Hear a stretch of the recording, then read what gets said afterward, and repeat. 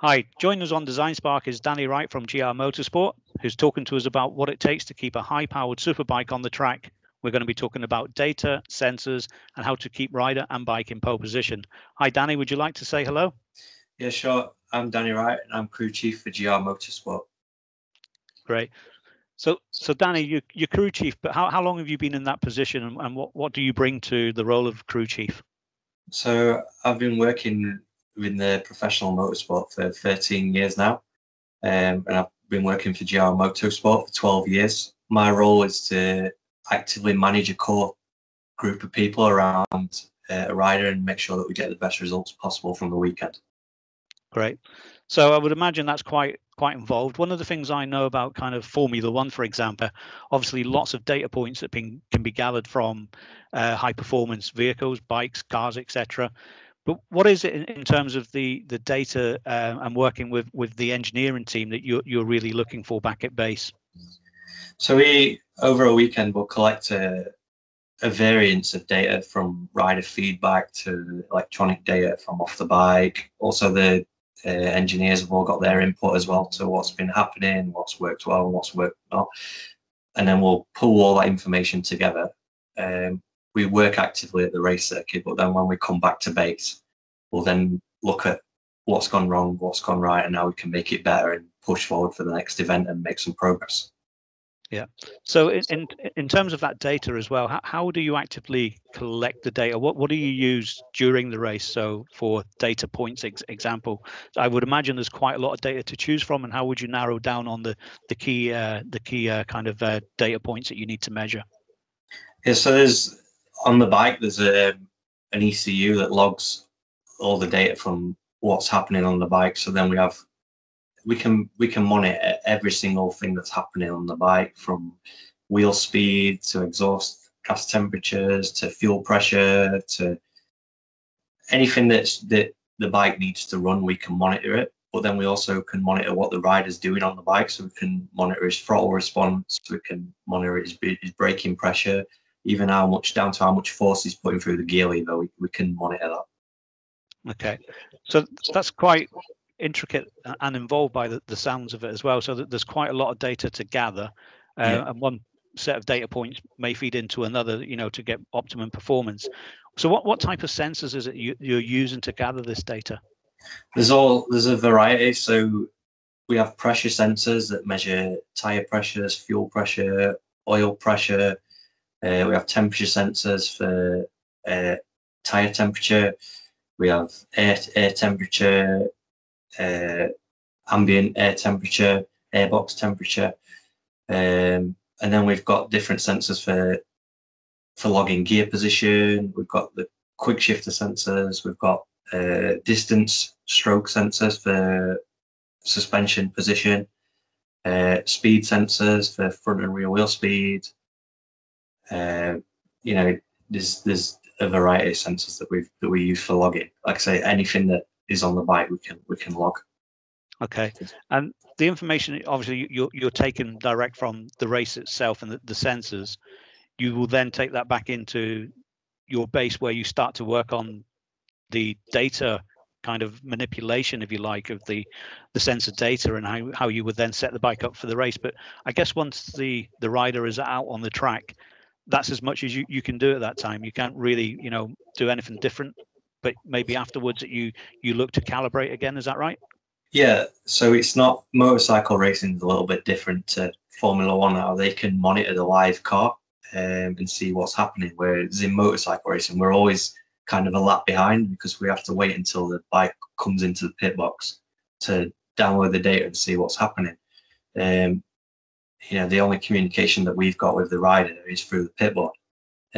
We can't talk directly to the rider, so we have to wait until they come into the box.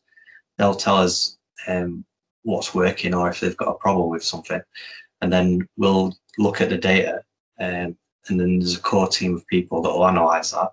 We'll work on a strategy, make a decision to send the rider back out if it's during a practice session, and then while the rider's out on track, we'll actively look at the problem and try and pick at points that we've seen that the rider might not have mentioned and try and get in front, so that when the rider pits for the next pit box entry, we've already got a solution to kind of try and counteract what they're going to say to us. Yeah, I guess that's probably one of the points which is not so people might be aware of, that you can use the data to actually highlight that there could be a potential issue about to come up that the rider himself might not necessarily be aware of. Yeah, I mean, there's a rider will always come into, and they'll always concentrate on the worst thing that's happening on track, but they might not have realised that where they're pushing going into the corner, the problem's actually not occurring there. It's actually from 3 corners back where they've messed the corner up, and then they're pushing in that corner to try and make the time back up. So we can say, oh, if maybe if you sacrificed a bit of corner entry here, it'll help you for your exit out of this corner that you're having trouble with. Yeah, so it's definitely a partnership there between the crew, the data, and also the rider themselves to make sure that they're getting the best performance possible. Yeah. Yes, yeah. You need to have a good understanding, a good trust level between your rider and your crew. Yeah. So in our world, in sort of like the industrial area where Design Spark has got many customers, we're aware of data points and what that means for optimization of systems. But what kind of new technology is out there for the likes of you within high performance bike management? So we're at a point now where we take a road bike, which you can go down to the shop and buy from a dealership, and then we bring that back to the base, and we'll start building that into a race bike. So everything that we do is on a production level. So we're always looking for small advantages that we can get over teams through design that we're putting into the bike ourselves. And every year with like technological advances, there's something different that's coming down from MotoGP, which is the pinnacle of the sport, through World Superbikes down to our level, where we've been able to build on that and push forward. One thing that's come through that the majority of all the manufacturers have now is the fly-by-wire throttle, which is the need that you don't need cables to open the throttle anymore. So we're working now on strategies to give the rider the feeling that he's got the one-to-one connection they're looking for. But also there's complications that come with that. We also have to close the throttles down for engine braking strategies, and that can throw in a mix of complications where the rider can't feel the throttle coming out the corner anymore. So there's a lot of development work going into that at the minute. A lot of people are concentrating on throttle management at the minute, and that's especially in our championship where we don't have electronic aid. It's really important that the rider's got confidence in the throttle, because if you've not got that, it struggles to get a good setting for the bike at the minute. Yeah, I would imagine that the rider, he relies a lot on feel as well, and he needs kind of response and response time as well to be what he's expecting to keep on top of the race. Yeah. Yeah, it's all that confidence, and if you can give the rider that confidence, that's where they'll push on and they'll make the time advantages. If they've not got a good feeling, you're not going to get a good lap time, because they're always going to be thinking that, oh, I don't want to push in that area because they've not got the feeling to do so. So we're always looking to give, and that's where it comes back to the data as well, where they might tell us something that what they feel with the bike, and actually we can look at the data and say, well, we can see understand what you're feeling, but actually the bike's doing the opposite to what you're feeling. So that's how we work together and move forward in a situation like that. Okay, so we talked about sensors on the bike, but are there any other kind of external influences that you would monitor? For example, weather and wind conditions, which would require you to maybe recalibrate the tuning of the bike, for example. Yeah, there's a lot of factors like that we always need to look at, especially wind on a motorcycle, because you're such a small package. It's not like you're quite high as well, whereas with the cars are low to the ground, so they've got a lot of downforce, whereas the bikes, it's if you get into an open track somewhere like Snetterton, where it's an old airfield, there's a lot of crosswind, so when they go out into the open areas of the track, they can get blown out wide. So sometimes you even just simple changes like gearing, we'd need to make a gearing change just because of the wind factors. Yeah, that's like a good example from testing. Actually, last week we had quite a lot of wind, so we had to go shorter on the gearing just to help him pull round the corners, because the bike was running out of revs. It was too low down in the RPM just because of the wind taking him away. So kind of like on the race day, the race weekend, for example, what's the main kind of responsibility that you guys in the crew have towards the bike and the rider?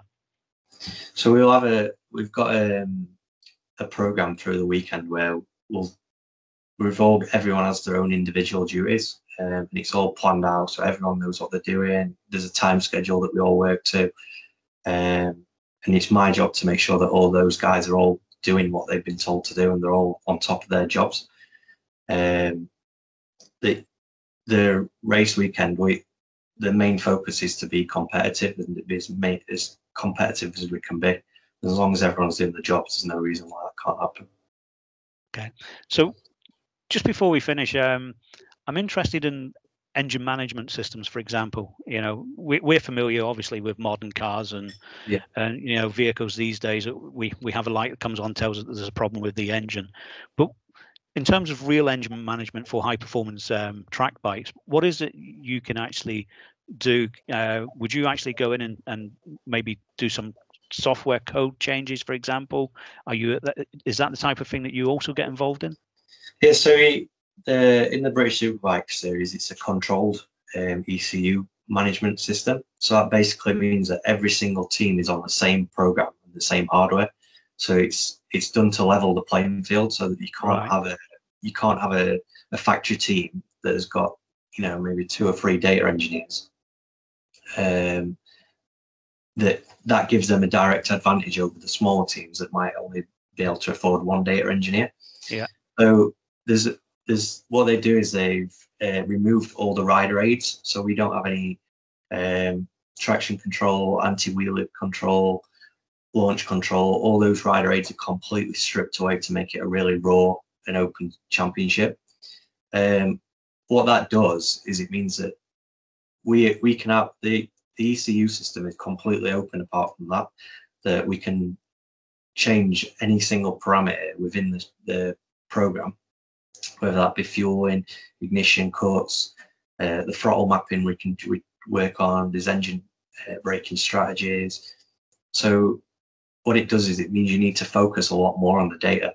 And what I went back to earlier saying about the throttle response, when you take away that safety comfort of taking away the traction control, a rider coming out a corner, just by opening by 5-10% more throttle than the lap before, that could cause them to have a high side. So it means that you need to be a lot more focused on the engine management package, getting the best out of it by working on little. If you put the work in, there's a lot to be had out of it, rather than, you know, just accepting it for what it is. There's a lot of gains you can make by being clever with what's available to you. Yeah, that sounds very similar to how it is in industry. There are lots of gains to be had depending on how you work with the data, how you work with your machinery, and how you're making sure that you're keeping everything in tip-top condition and constantly improving. So it sounds like there's quite a synergy there between high performance bike and keeping a great kind of industrial automation line running. Yeah, yes, like I say, it's all about the teamwork, and if you've got the right guys that have got the right approach and they all work together, then you can get a lot out of the package. Absolutely. Danny, it's been great talking to you today. I've found out a lot more about superbikes than I ever knew before. I knew there was a lot of management around the data side, the sensor, etc., and making sure that you put your rider and your team in the best position possible. So I'd like to wish you and your guys the best luck for the coming season, and I hope we talk again sometime real soon. Thank you very much. I look forward to it.